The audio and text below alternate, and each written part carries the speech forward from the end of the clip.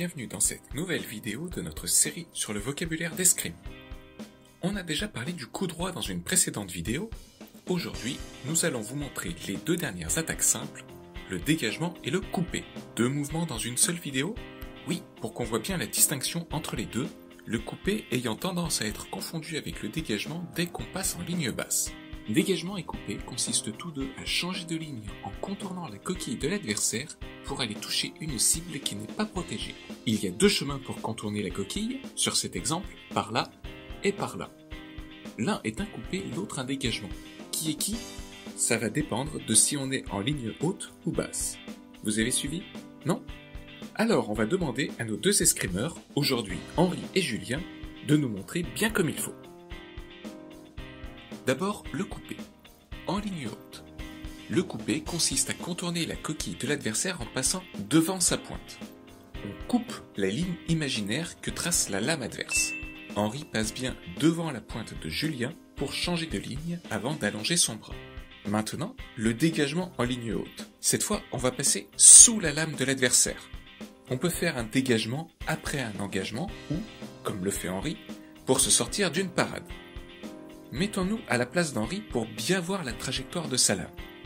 Au ralenti et en exagérant, voilà ce que donne un dégagement. Et maintenant, à vitesse réelle, du point de vue de l'adversaire, le geste lent et large, et à vitesse réelle. On peut enchaîner pour passer d'une ligne à l'autre en trompant chaque fois la parade.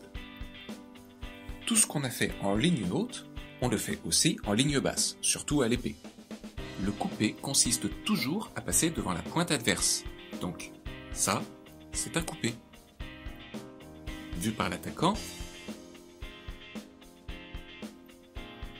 et donc beaucoup plus intéressant, ça, c'est un dégagement. Cette fois, on passe par-dessus la lame adverse. Vu par l'attaquant, en pratique, le dégagement est plus utile car on s'expose moins, c'est évident en ligne basse. Là, Henri est vulnérable avec son coupé, alors qu'un dégagement est plus sûr et plus rapide.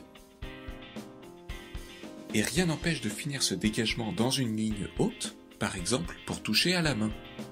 Le coupé en ligne haute est un peu plus utile. Il y a toujours un moment où on est exposé, mais si on va vite, on peut surprendre l'adversaire et créer de la confusion sur la position de la pointe. Merci d'avoir suivi cette vidéo, n'oubliez pas de vous abonner, d'activer la cloche et de laisser un pouce en l'air. La prochaine fois, nous parlerons des parades circulaires et des contres. La différence va vous étonner, vu que c'est la même chose.